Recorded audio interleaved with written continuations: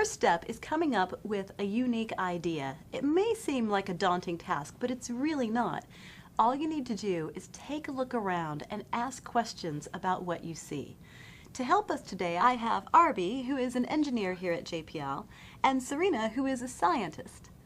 When engineers and scientists look at the world, sometimes they ask different types of questions. So, Arby, when you look at the world, what sort of things do you ask questions about?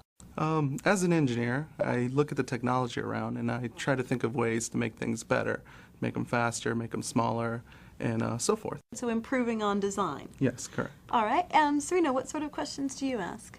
When I look around me, I see certain patterns, certain shapes, certain types of behavior, and I want to know, why do I see what I see? What is causing that particular shape, that particular pattern, or that type of behavior?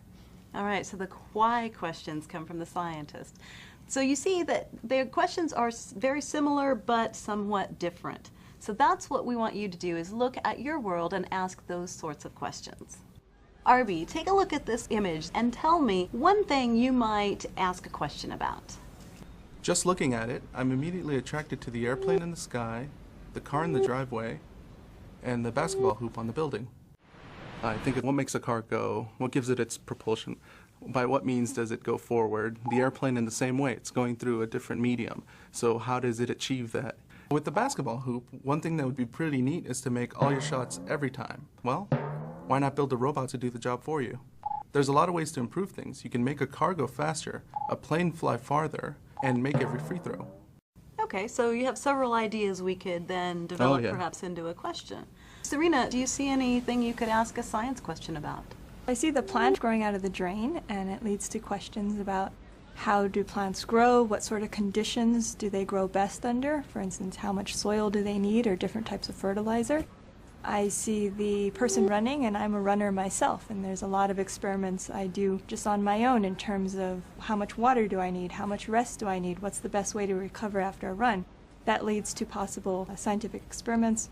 And then finally I look at the windows and I wonder, what are the best types of covers for keeping a house cool? All right, so you both gave me about 3 ideas just glancing at this image.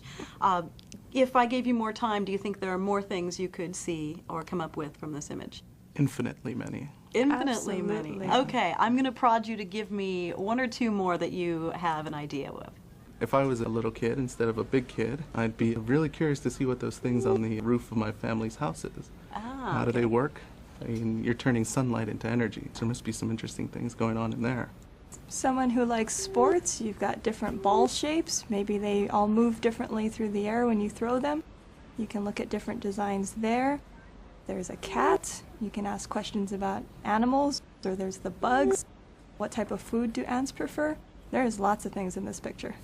Ask questions about whatever you can see. Look around, open your eyes, and view things in a different way than you ever have before. Up next, we will help you develop your observations into testable questions.